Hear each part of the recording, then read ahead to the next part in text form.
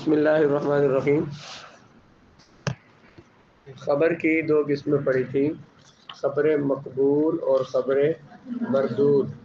خبر مقبول کی بہت ساری اقسام ہم نے پڑھ لی۔ اس کے بعد خبر مردود۔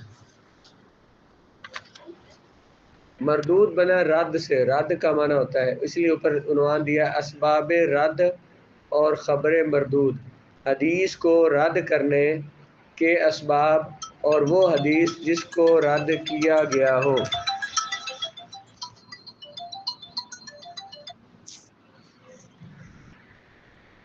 حدیث کو رد کرنے کے اسباب کیا ہیں، اور خبر مردود وہ حدیث جس کو رد کیا گیا، جسے قبول نہ کیا گیا ہو۔ خبر مردود وہ خبر ہے جس کی خبر دینے والے کا صدق راجح نہ ہو، راجح ترجیح پانے والا۔ خبر مردود وہ خبر ہے جس کی خبر دینے والے کا سچا ہونا ترجیح نہ پائے، یعنی کہ اس کا دونوں طرح کے گمان ہو، کہ سچا بھی ہو سکتا ہے اور جھوٹا بھی ہو سکتا ہے، لیکن سچا ہونے کا گمان غالب نہ ہو۔ سچا ہونے کی یعنی اس کی بات، اگر کوئی بندہ بات کرے تو ہم سوچتے ہیں یہ ہو سکتا ہے سچا ہے، تو ہو سکتا ہے جھوٹا ہے، ہو سکتا ہے جھوٹا ہو سکتا ہے سچا ہو۔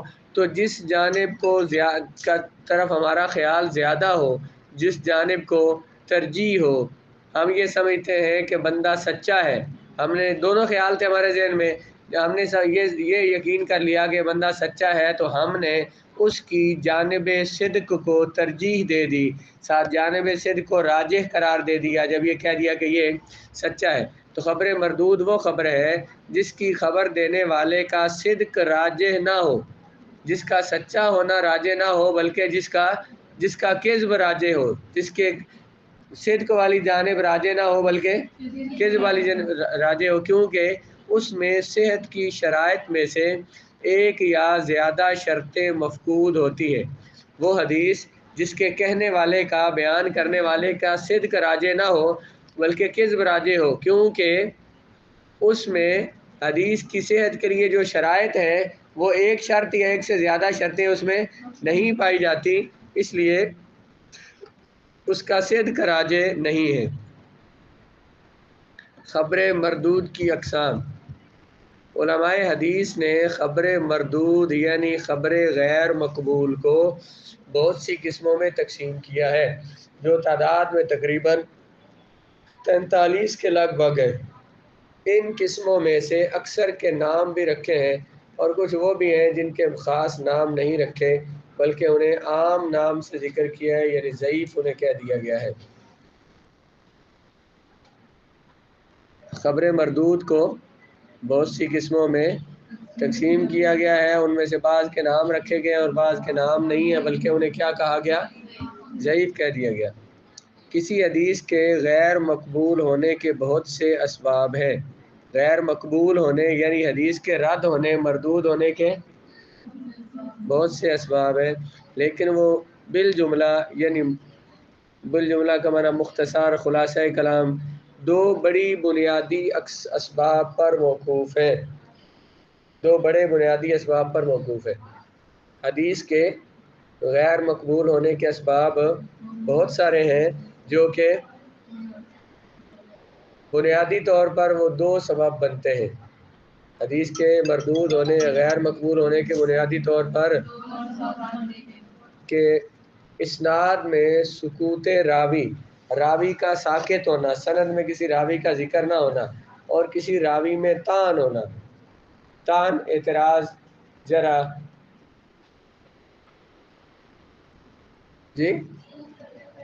سکوت راوی کو گرا دینا، سند میں درمیان میں کسی راوی کو بیان نہ کرنا، جب اس کا نام نہیں لیا تو وہ راوی کیا ہو گیا؟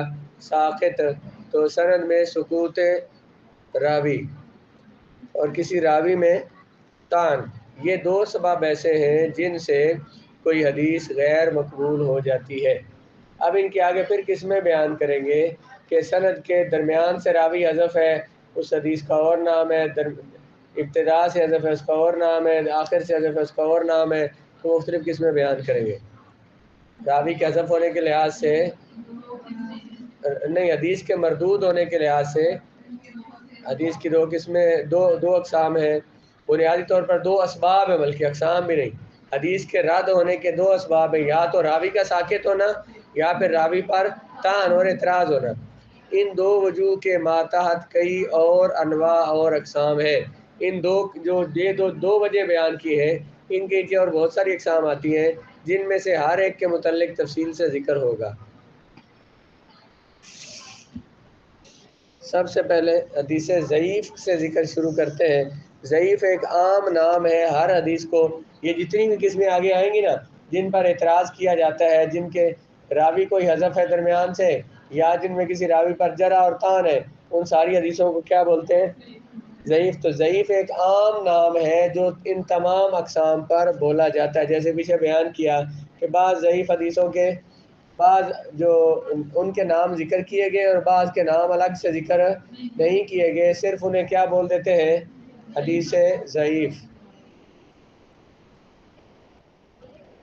ضعیف کی تعریف، ضعیف جو ہے یہ قوی کی ضد ہے۔ قوی کسے کہتے ہیں؟ اور ضعیف کسے کہتے ہیں؟ تو ضعیف جو ہے قوی کی، اور ضعف حسی اور معنوی دو قسم کا ہوتا ہے۔ ضعف جو کمزوری ہوتی ہے یہ ظاہری ایک ہوتی ہے، حس جو محسوس ہوتی ہے، جو نظر آتی ہے، جو محسوس کی جا سکتی ہے، اور ایک ضعف ہوتا ہے معنوی۔ لیکن یہاں ضعف معنوی مراد ہے، جہاں حدیث کا جو ضعف بیان کیا جائے گا تو اس سے مراد معنوی ضعف ہے۔ ضعیف کی اصطلاحی تعریف، وہ روایت جو حدیث حسن کی خوبی اور صفت کو جمع نہ کر پائے۔ سب سے بڑا درجہ کس کا کیا تھا؟ کس حدیث کا تھا؟ حدیث صحیح لذات ہی کا تھا۔ اس کے بعد سب سے اصل کیا تھا؟ صحیح لذات ہی۔ اس سے نیچے حدیث حسن لذات ہی۔ اور ابھی کہتے ہیں کہ ضعیف کیا ہے؟ جس میں جو حدیث حسن کے درجے کو نہ پہنچتی ہو، وہ حدیث یا وہ روایت جو حسن حدیث کی خوبی اور صفت کو جمع نہ کر پائے، جس میں حدیث حسن کی صفات نہ پائی جائے۔ حدیث حسن کی صفات جس میں حدیث حسن کی کوئی ایک شرط نہ پائی جائے۔ حدیث ضعیف کس کو کہتے ہیں؟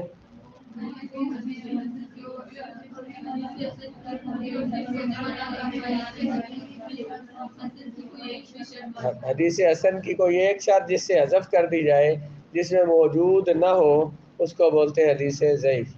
علامہ بیکونی اپنے اشعار میں بیان کرتے ہیں، کل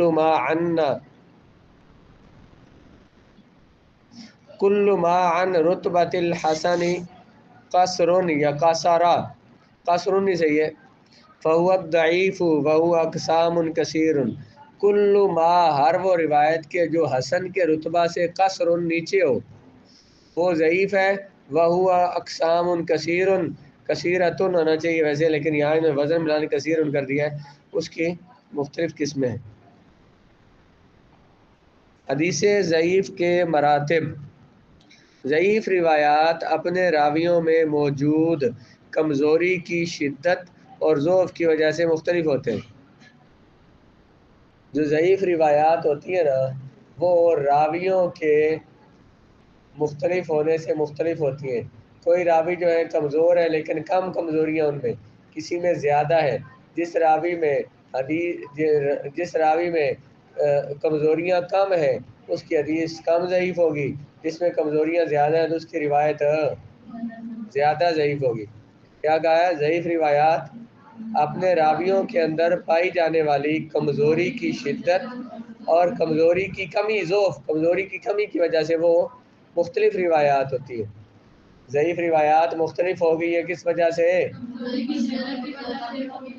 کمزوری کی شدت اور کمی کی وجہ سے۔ بعض راوی زیادہ کمزور ہوتے ہیں تو وہ حدیث ضعیف بھی زیادہ ہوگی، اور بعض حدیثوں کے راوی کم کمزور ہوتے ہیں تو اس میں ضعف بھی کم ہوگا۔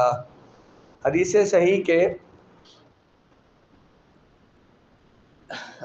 صحیح کے راویوں کی قوت کے سبب جس طرح درجات ہیں، تو بعض تو بہت ضعیف ہیں، جس طرح حدیث صحیح کے مختلف درجات ہیں، زیادہ صحیح بھی ہیں اور کچھ کم صحیح ہے۔ مثلا ہم نے کیا کہا تھا، صحیح لذاتی ہی جو ہے یہ سب سے افضل ہے، اس کے بعد حسن لذاتی ہی ہے، تو وہ جو صحیح لغیری ہی درمیان میں آئی تھی اسے کیا کہا تھا، یہ حسن لذاتی ہی سے کم ہے درجے میں، اور صحیح لذاتی ہی سے کم ہے درجے میں، اور حسن لذاتی ہی سے زیادہ ہے۔ تو جس طرح حدیث صحیح میں مختلف درجے تھے، اسی طرح حدیث ضعیف میں بھی مختلف درجے ہیں، جیسا کہ اور بعض تو بہت ضعیف ہیں، اور بعض اس سے بھی کم ضعیف ہیں، بعض منکر ہیں، اور بعض جو ہے ضعیف کی بدترین قسم موضوع ہے۔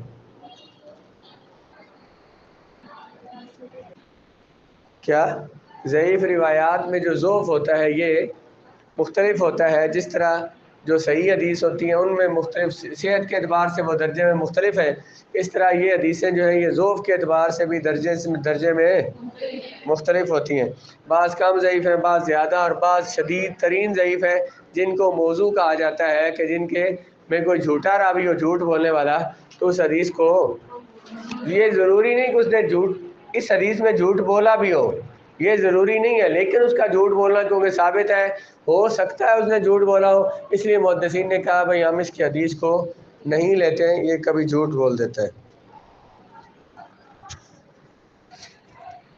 اس کے بعد سند بیان کر رہے ہیں ضعیف ترین اسناد کون سی ہیں، جس طرح اصح الاسانید بیان کی تھی صحیح ترین سندیں، اس طرح ضعیف ترین سندیں بیان کی ہیں، ان کو آگے پڑھیں گے۔